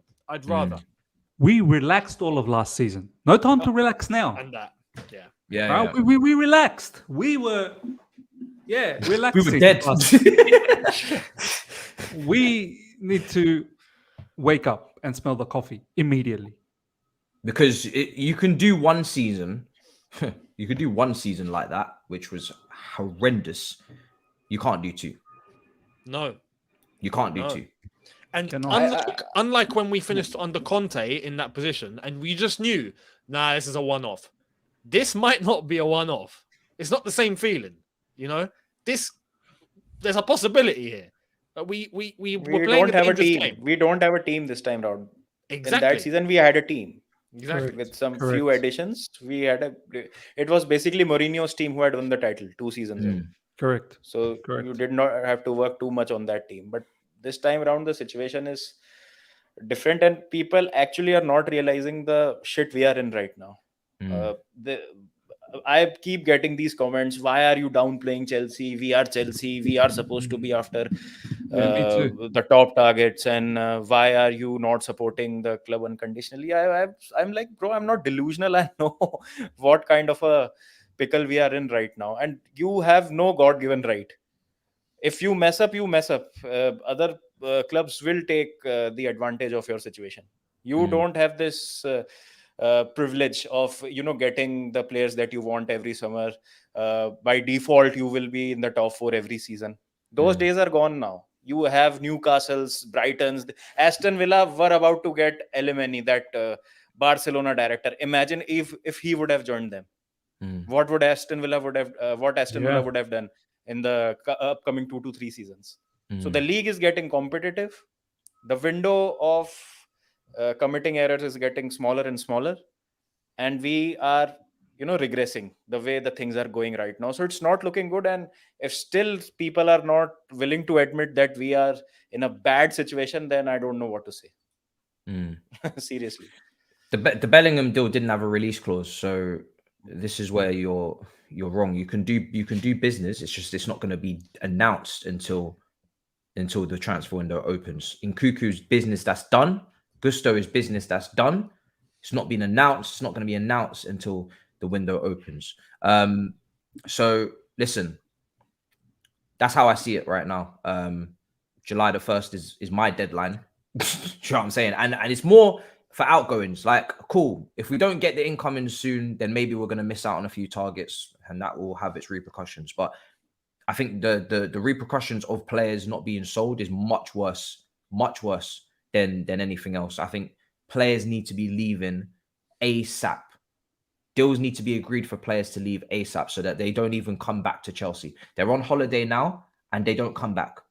I don't want to even see them come back unless you're coming to pick up your anything in your locker, and that's it, and say your goodbyes to your friends. That's it. That's how it needs to be for a good amount of players. A good 8-9 of them need to be like that. As far as I see it. Like we try and compare ourselves obviously to the top dogs, right? What's Man United doing? What's Arsenal doing? What Man City doing? Well, we're not even operating in the likes of what Brighton's doing. Do you know what I mean? Like Brighton with João Pedro, Like they already sat down with Roberto De Zerbi. They were so far ahead in their minds, right? That next season we're gonna start preparing. What do we need? And they saw really good potential with João Pedro. Snapped him up. Here we go during the season. Yeah. The season didn't even finish, and we got a here we go for João Pedro. Okay, then they had some easier deals with Milner, who's a free transfer, but still planning ahead. Yeah, if we had targeted, apparently we've been scouting Ugarte well before Pochettino even recommended. Well before. Why did we lay the groundworks with Ugarte well before then?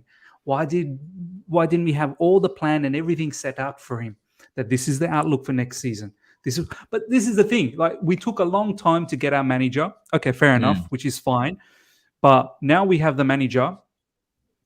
We need to hurry up. We were behind the 8 ball from the get-go. The time as soon as we went with someone like Frank Lampard as an interim manager, like that's when you knew that, okay, these guys are not prepared for anything. They're really not prepared for anything. So let's see what happens, man. Let's see. Hopefully they do get their heads together. And as you said, Matisse, like lots of directors, hopefully you get the job done, man, because come 1st July, yeah, if Mount and Havertz are all at this football club, Kovacic, wow. Players that don't want to be at the club. Do you know what I mean? It's a madness. I meant how Brighton players have banged at others. Well, Ben White's done his job in the end pretty well, to be honest, at Arsenal. Obviously, Basuma has been a different case. It depends. But here's Matisse knows the fans won't only turn on Poch, but him. And I'm not bothered about that at all. Listen, all I'm interested in is that Chelsea do well next season. I'm not interested in anything else. And, you know, no matter who would have come in, if it's Nagelsmann or if it was Enrique, even though they weren't my first choices, I'll be saying the same thing. Those managers need to know who their teams are going to be close basically to start a pre-season. If they don't have their squads in place for that moment, for the majority, 80% of their squads, then they're going to give the same complaints that the previous managers have given in terms of Potter, bloated squad, etc. You're already sharpening your pitchfork. Brother, sharpen it. But sharpen it for yourself as well, because we all support the same club, and you ain't going to get no joy out of watching Chelsea do 006 next season if we got 40 players. It doesn't matter who wanted who in charge. You're all going to suffer. More than you can believe. Todd is looking for sponsorship in Saudi 100%. I think the shirt sponsorship's already done, personally.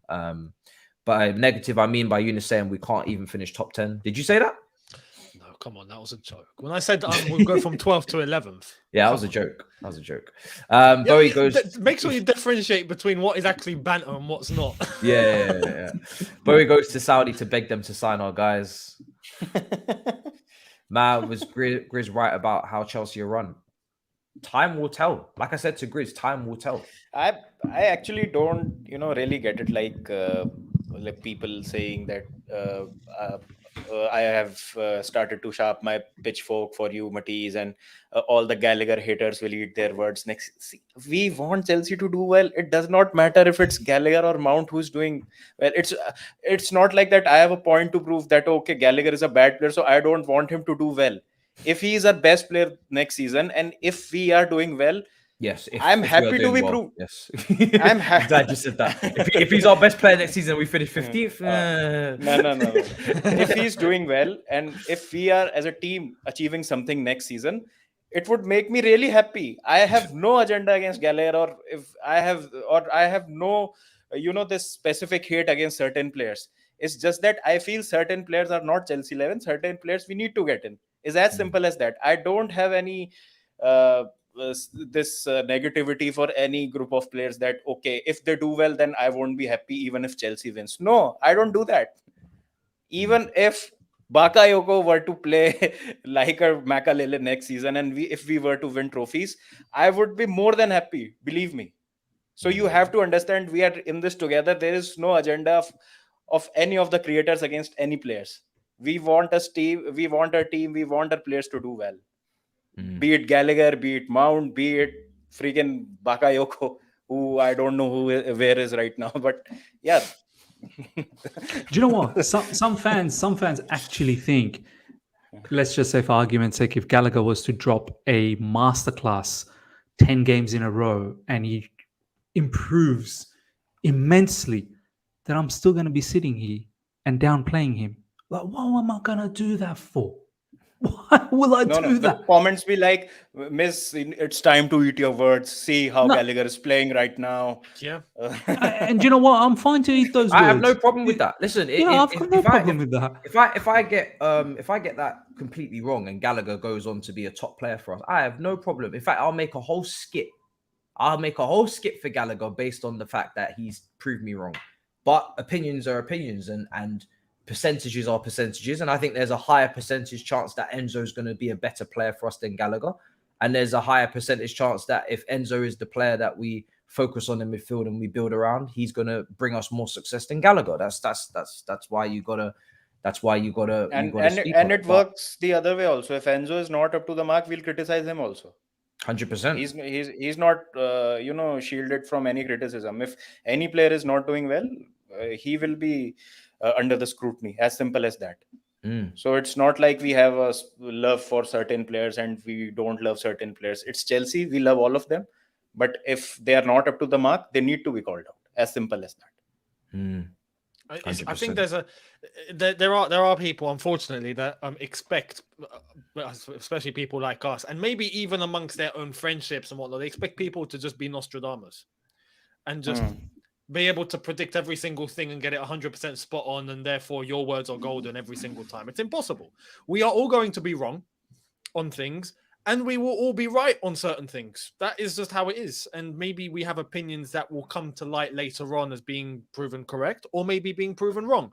We would love to be proven wrong if it benefits Chelsea, 100%. We would love to be proven right if it benefits Chelsea, 100%. And there's a consensus that I do want to clarify on very quickly, because it's a misconception that I think is generated. Maybe to other clubs it doesn't apply, but I know to us and anyone that talks about Chelsea or content based on Chelsea, we perform better when Chelsea play well. Can I just clarify that? We get great numbers and we have vested interest when Chelsea win games and are performing brilliantly as compared to when we're losing and not doing well. I want to clarify. With Arsenal, maybe that's not the case. Or maybe nowadays it's maybe turning. But with us, that is how it's been. And that is why, we don't have this whole thing of, no, let's just lose because maybe it's going to be great for us. No, it's not. We perform. But even that logic, and I've seen that come up so many a time, and I've had to shut it down so many times. Do you know how much stress and how much aging and how much anarchy they cause us if they play like they play this season? Yeah, they have ruined entire weekends for me multiple times. Exactly. If I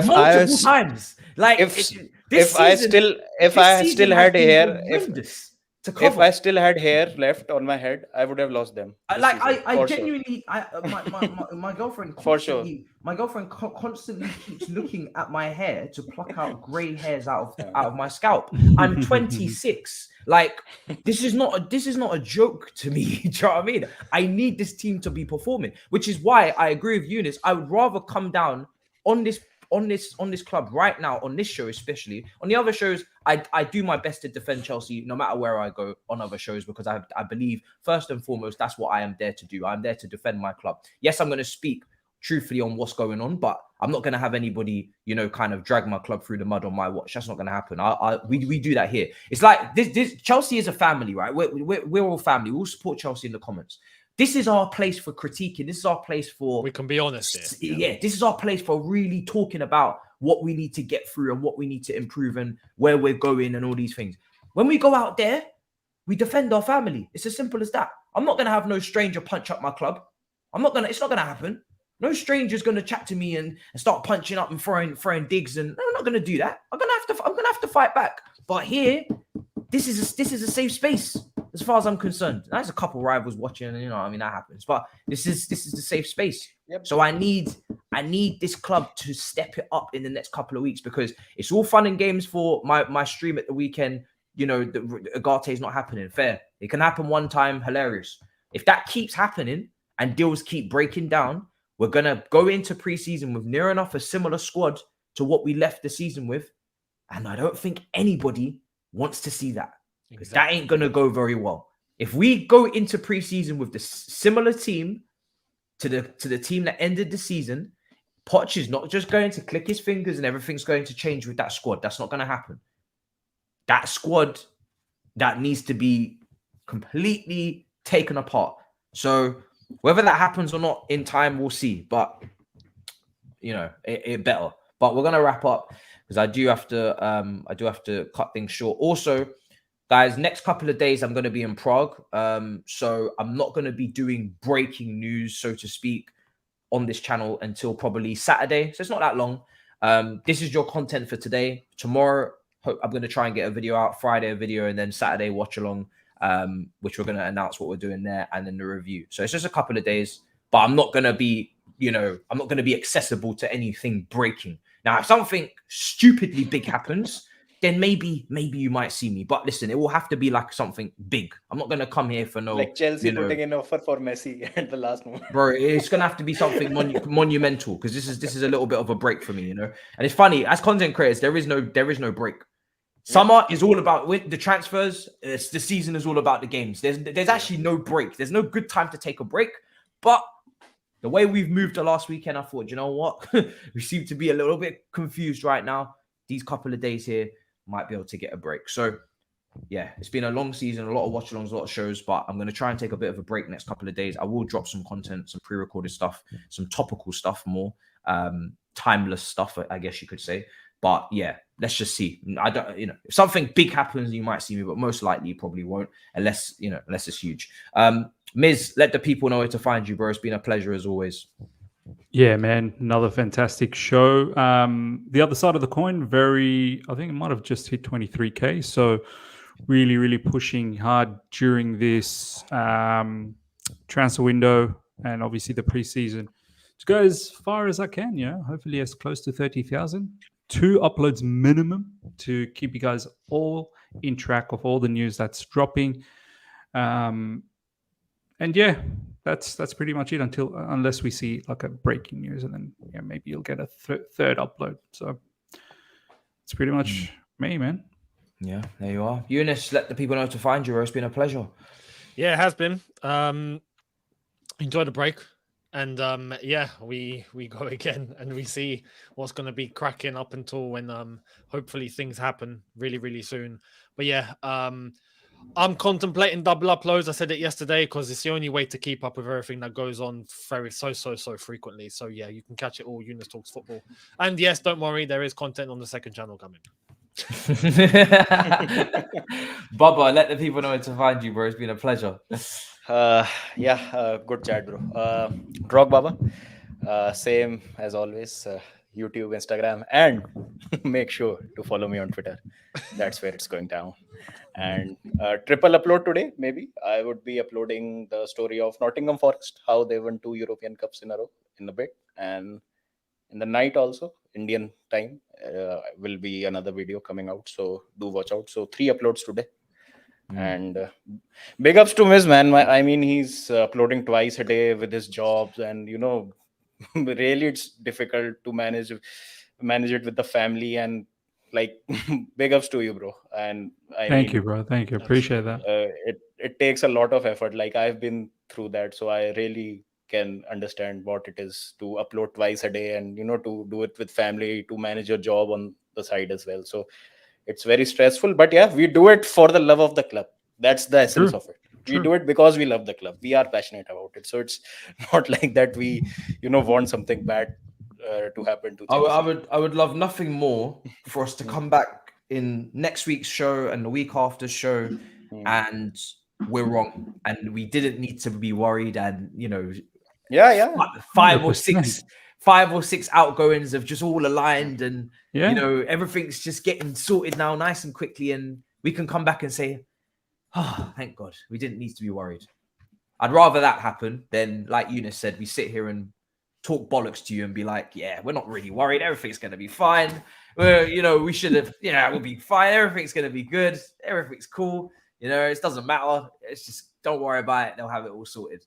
I'd rather just say, listen, make sure you get it sorted because it has to be sorted. It's not an option. It's an absolute request. It's a demand. It has to be sorted. You must get it sorted. As custodians of our football club, you must get this done properly this window because otherwise negligence at this point. At this point, you have dragged us to our worst season and you are setting us up for another poor season. So you must actually fix up. It's not optional. You must. So yeah, guys, subscribe to the channel, smash up the likes, links in the description for all the boys, and we'll see you guys next week. Big up your damn selves in a bit, people. Peace.